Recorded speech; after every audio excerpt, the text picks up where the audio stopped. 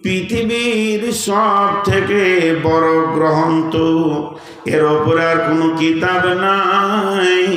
বিসমিল্লাহ বলে যখনই খুলবে প্রথমেই ফাতিহাকে পেয়ে যাবে। কোরআন খুলতে গেলে কাকে প্রথমে পেলাম? জোরে বলেন, কাকে পেলাম? ফাতিহা। এখান থেকে ওনারা বলছেন গোটাটাই হেদায়াত, হুদাল লিন্নাস হুদাল লিল মুত্তাকিন। কোরআনকে বলা হয়েছে হেদায়াত, আপনার আমার জীবনের হেদায়াত। অন্ধতাকে দূর করে আলোর পথে চলার নাম কোরআন। আর সেই হেদায়েতের দরজা খুলতে গেলে তার চাবির নাম হচ্ছে ফাতিহা। যদি কেউ ফাতিহাকে ঠিক না রাখে তার দ্বারা হেদায়েতের দরজা খুলবে না। সূরা ফাতিহা নিজেই বলেছেন ইহদিনাস সিরাতাল মুস্তাকিম, হে আল্লাহ তুমি আমাকে সিধা সরল পথ দেখাও।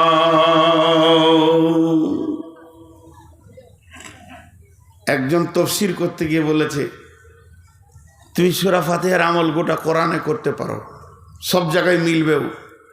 আমি পড়তে পড়তে দুপারা পড়লাম, কাজ আছে রেখে দিলাম, মাঠে চলে গেলাম, কাজটা হলো বিকালে একটু পড়বো, কোরআন শরীফটা খুলছি, তো দ্বিতীয় পারাটা খুললাম, যেখানে আমি শেষ করেছি ওইখানে আঙুলটা দিয়েছি। বলছি যদি ওখানে আঙুল দিয়েছো তো তুমি বিসমিল্লাহর পরে পরে যদি সূরা ফাতিহা পড়ে নাও, তারপরে যদি শুরু করো মা আসাবাকা মিন হাসানাতিন ফামিনাল্লাহি ওয়া মা আসাবাকা মিন সাইয়্যাতিন ফামিন নাফসিকা ওয়া আরসালনাকা লিন্নাস, এইভাবে যদি তুমি পড়তে লাগো তো আরো সৌন্দর্য বেড়ে যাবে। তার কারণ হচ্ছে সূরা ফাতিহাটা হচ্ছে গোটা কোরআনের ব্যাখ্যা, আর গোটা কোরআন হচ্ছে সূরা ফাতিহার ব্যাখ্যা। অতএব ফাতিহা মানে খোলা।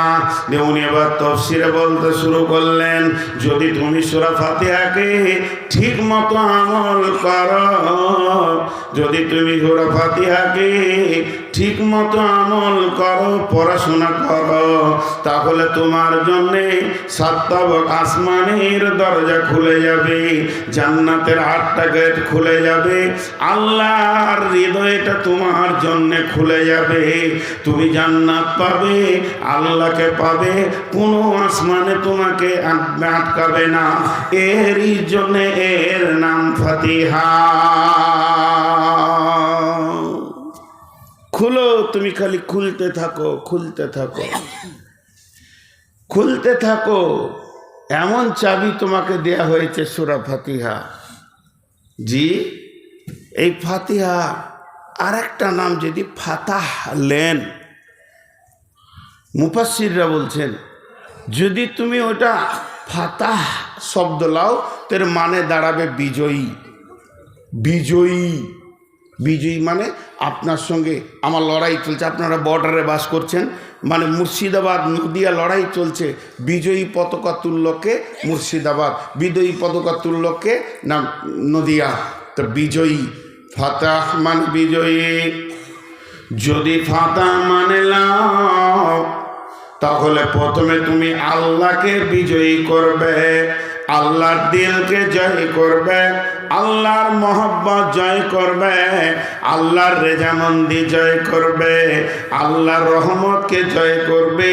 এরপরে 7 তবক আসমানকে ভেদ করে সিদরাতুল মুনতাহা ভেদ করে আরশের তাওয়া, আরশের নিচে, আরশের ছাদের নিচে রয়েছে জান্নাতুল ফেরদাউস। সমস্ত জান্নাতকে তুমি বিজয়ী করবে, তোমার জন্যে আর জান্নাতের টেনশন থাকবে না।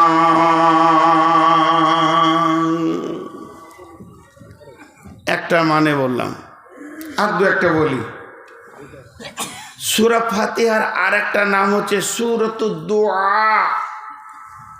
সূরাতুদ দুআ, সবাই বলেন দুআ। জালসা শেষ হয়ে গেলে বলে মৌলভী সাহেবরা দোয়া করলে না। নামাজের শেষে কি বলে? মৌলভী সাহেব দোয়া করলে না। এই হাত তুলে রব্বানা আতিনা ফাগফির লানা জুনুবানা। জি ভাই, দোয়া করা যায় কি যায় না? মুফতিরা বলবে, আমাদের অত বড় ইলম নাই, অন্তত আমার নাই, ও দিয়ে আমি প্রশ্ন আনছি না। কিন্তু পৃথিবীর সব থেকে বড় দোয়া কি? ফাতিহা। জি, একটা জিনিস আপনাদেরকে শোনাই। দীর্ঘদিন ধরে জিহাদ আর টেনশন ছিল সাহাবীদের ভিতরে। যখন মক্কা মদিনা আমান ঘোষণা হয়ে গেল, মা বোন বেটি কান করে শুনেন, যখন মক্কা আর মদিনা ও হাজাল বালাদিল আমিন এই শব্দ এসে গেল, এই শহরে নিরাপত্তা পৌঁছে গেছে, আর ঝগড়া নাই, ঝামেলা নাই, টেনশন নাই, শত্রু নাই, বিপদ নাই। খালি একটাই টেনশন আছে, বারান্দায় কিছু লোক দাঁড়িয়ে আছে। এই টেনশনটা আমার কাটছে না, যে ওরা কেন দাঁড়িয়ে আছে, আমার কাছে পয়সা পাবে না আমাকে মার্ডার করবে আল্লাহ জানে, যে নাম তারপরে তোকে দেখছি। এরা বসছে না কেন? এদের কি বসার ক্যাপাসিটি শেষ? আল্লাহ মাবুদ এদেরকে হেদায়েত দান কর। ভাই হাতে পায়ে ধরছি, বসে যান, ইসলামকে সুন্দর করতে দেন। আপনি কেন অসুন্দরের জায়গায় এসে দাঁড়াবেন?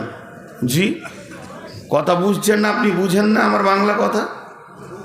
কত চামড়া সাইজ মোটা আছে গো।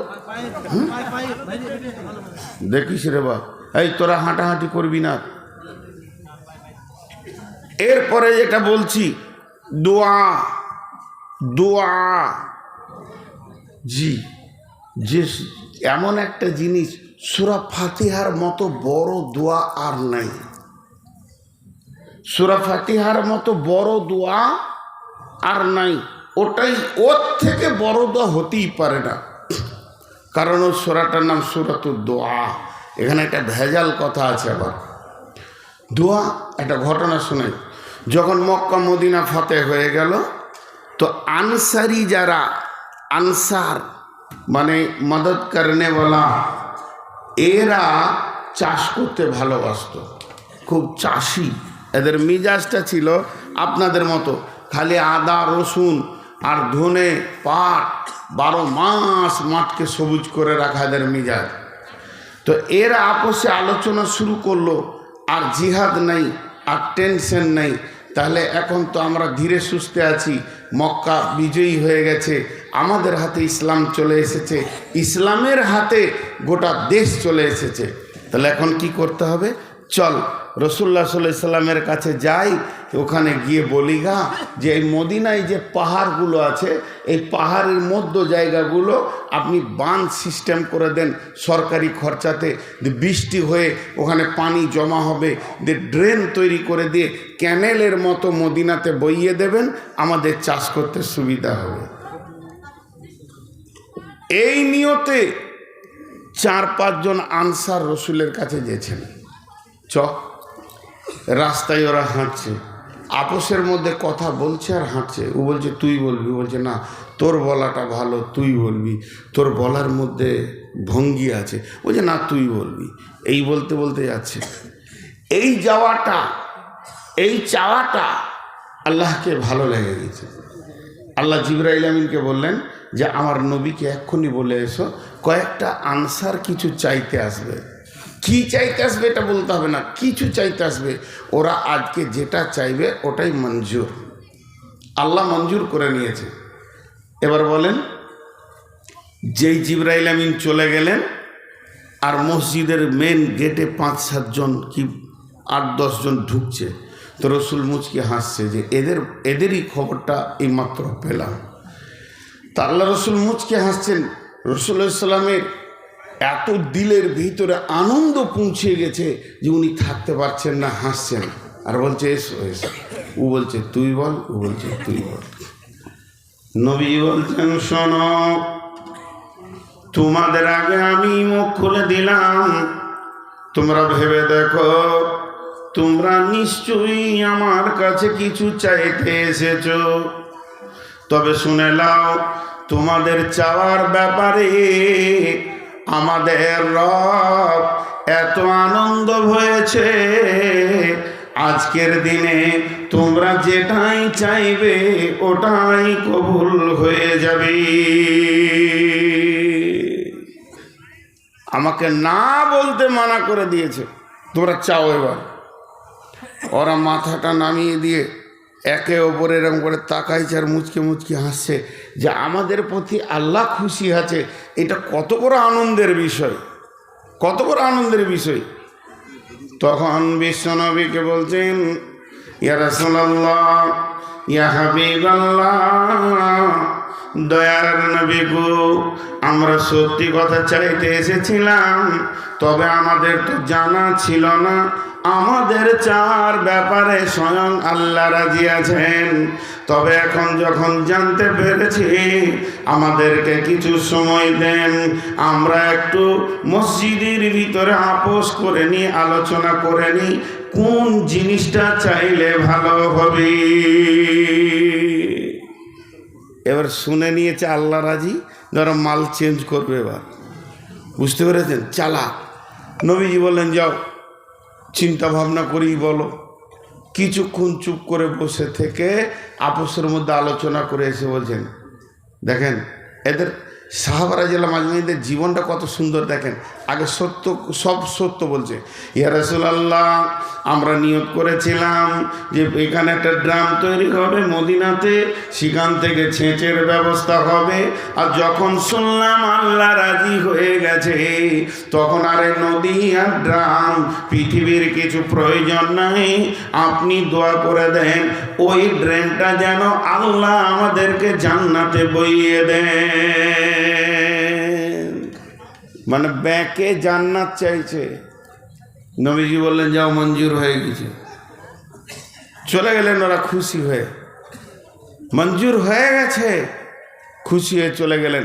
তার মানে একটা জিনিস হচ্ছে, যদিও ভিখারি আমরা, তবুও চাইতে জানি না। চাওয়ারও ভঙ্গি আলাদা হতে হবে, চাওয়ারও কোয়ালিটি আলাদা হতে হবে, কিভাবে চাইতে হবে এটাও জানা দরকার আছে। তো সব থেকে বড় দোয়া হলো হেদায়েত। আমরা যদি এখন আল্লাহর কাছে কিছু চাই, হাজি ভাই, 100টা চাইলে একটা দিবে, একটা চাইলে একটা দিবে, 20টা চাইলে একটা দিবে, 10টা চাইলে একটা দিবে। কি নেবেন? কি নেবেন? হেদায়েত। কি নেব? হেদায়েত। আর ওইটাই সূরা ফাতিহাতে আছে, ইহদিনাস সিরাতাল মুস্তাকিম। যে হেদায়েত পেল সে সব কিছু পেয়ে গেল। যে হেদায়েত পেল সে পৃথিবীর সমস্ত জিনিসকে লুটে নিল, আখিরাতের সমস্তকে লুটে নিল, কবরের যত ভালো সম্পদ আছে সব জিনিসকে লুটে নিল। আর যে দুনিয়াতে টাকা পেল, পয়সা পেল, জমি পেল, জায়গা পেল, পুকুর পেল, বাগান পেল, বিবি পেল, ছেলে পেল, মেয়ে পেল, আর নাতি নাতনিতে ঘর ভরে গেল, সোনা দানা টাকা পয়সাতে ভর্তি হয়ে গেল, কিন্তু হেদায়াত পেল না। ওর থেকে কুকুর শুকর অনেক গুণে ভালো। আল্লাহ বলেছেন, উলাইকা কাল আনাম বাল হুম আযাল। তোরা চতুষ্পদ প্রাণীর থেকেও নিকৃষ্ট।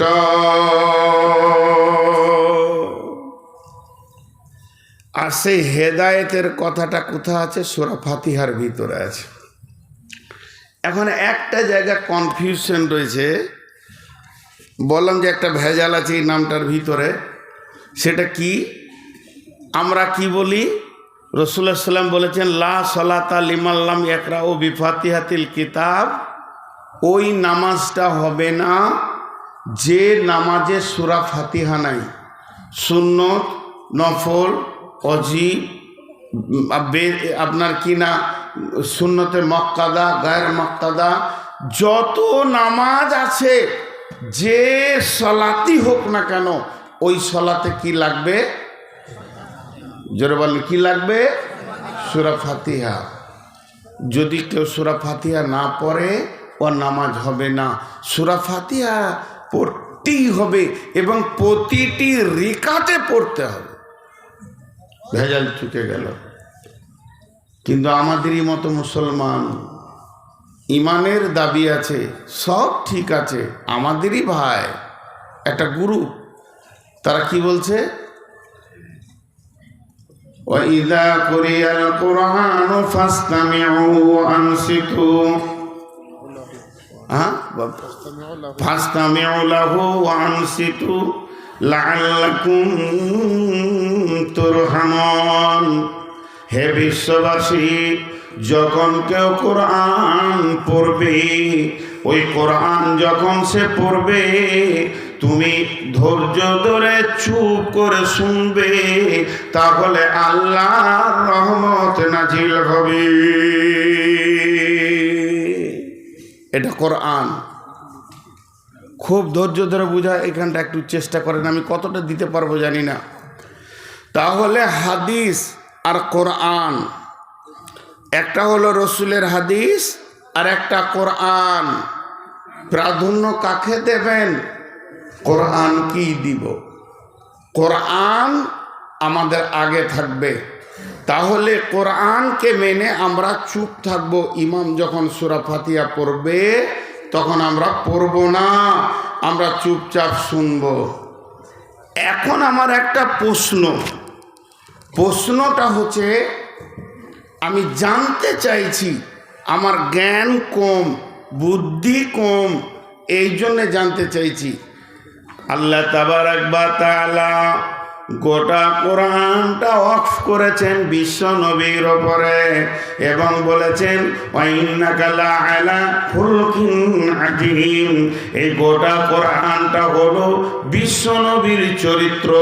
শুধু তাই নয়, আল্লাহর নবী বিসমিল্লাহ থেকে মিনাল জিন্নাতি ওয়ান নাস পর্যন্ত গোটা কোরআনের শুধু হাফিজ নয়, কি বলতে চাইছেন অভ্যন্তরীণ থেকে নিয়ে গভীর তথ্য পর্যন্ত আল্লাহ তার দিলে ভরে দিয়েছেন। তাহলে ওই যে আয়াতটা ওয়াইদা কুরিয়া আলাইহিমুল কুরআন ওয়া আনসিতু, যে আয়াতটা লাআল্লাকুম তুরহামুন, তোমরা চুপ করে শোনো যাতে করে তোমাদের উপরে রহমত নাজিল হবে। একবার নয়, 1000 বার আল্লাহর কসম দিয়ে বলবো, এই আয়াতটা বিশ্বনবী পড়েছেন, এই আয়াতটা বিশ্বনবী ব্যাখ্যা জানেন, এই আয়াতটাকে আল্লাহর নবী মুখস্থ ছিল, এই আয়াতটা কেন আল্লাহ বলেছেন সেটাও আমার নবী জানতেন। এতটা জানার পরেও নবীজির মুখে বার হচ্ছে কি, লা সালাতা লিমান লাম ইয়াকরাউ বিফাতিহাতিল কিতাব, তোমার নামাজ হবে না যতক্ষণ না তুমি সূরা ফাতিহা না পড়বে। শুনে নিলে হবে না, পড়ার কথা বলা হয়েছে। লিমান লাম ইয়াকরাউ আও আসমাও, শুনলেও হবে, যদি বলে দিতেন পড়লে হবে, পড়তে হবে আর শুনলেও হবে, তাহলে বলা যেত যে হ্যাঁ সূরা ফাতিহাটা শুনে নাও। কিন্তু আকরাও, যতক্ষণ না তুমি পড়বে, লা সালাত বলা হয়েছে, নামাজ হবে না। তাহলে আল্লাহ নবী এই আয়াতটাকে কি মানেন নাই? নাউজুবিল্লাহ নাউজুবিল্লাহ নাউজুবিল্লাহ নাউজুবিল্লাহ সুম্মা নাউজুবিল্লাহ মেনেছেন। এবার আসেন, আপনারা আমার সঙ্গে একটু ধ্যান দিয়ে শুনবেন।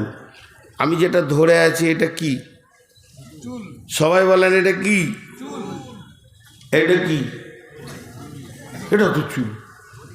এটা কি? এটা কি? কে বললে এটা চুল নয়?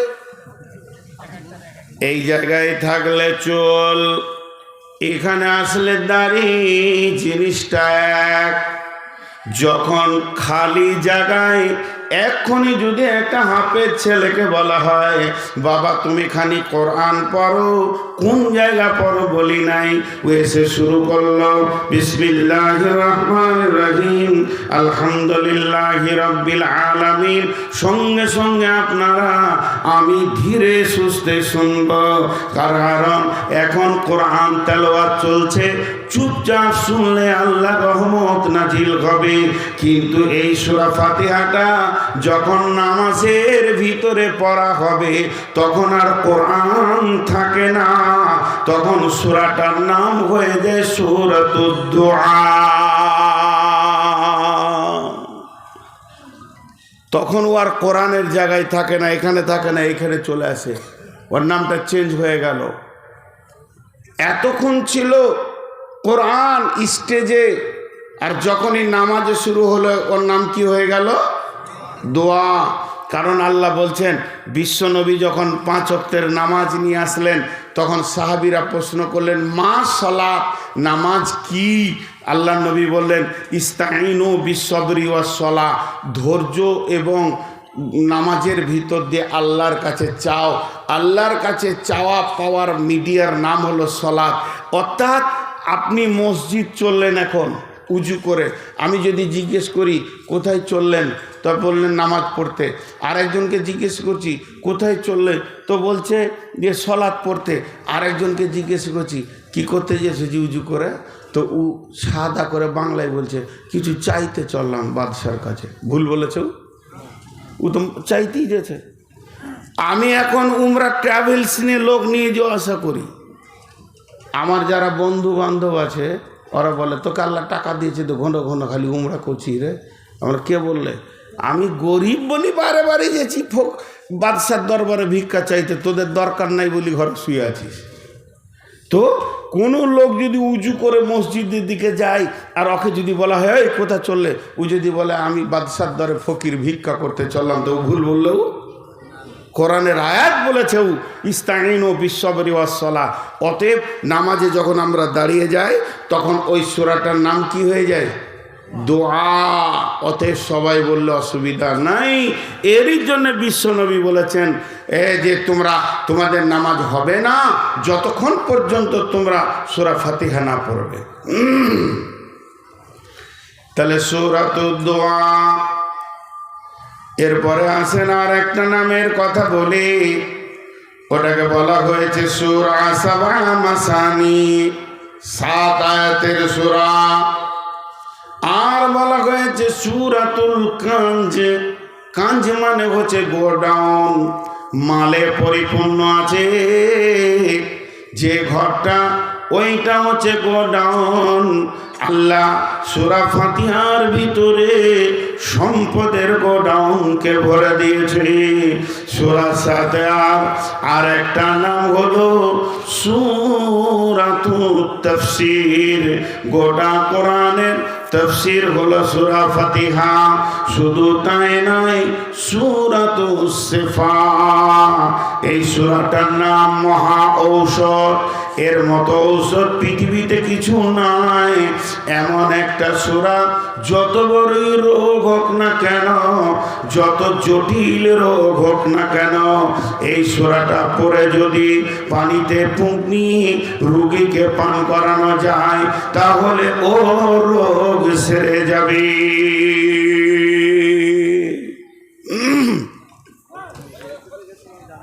আপনি এখন বলবেন কই কোথায় গেল পানির বোতলটা, কোথায় গেল? ওরে সুবহানাল্লাহ, ওদের গেল কি করে? কঠিন জায়গায় এসেছে। আমি সুগারের রুগী, জিভ জড়িয়ে গেছে, মাঝে মাঝে পানি ছাড়া চলতে পারো না।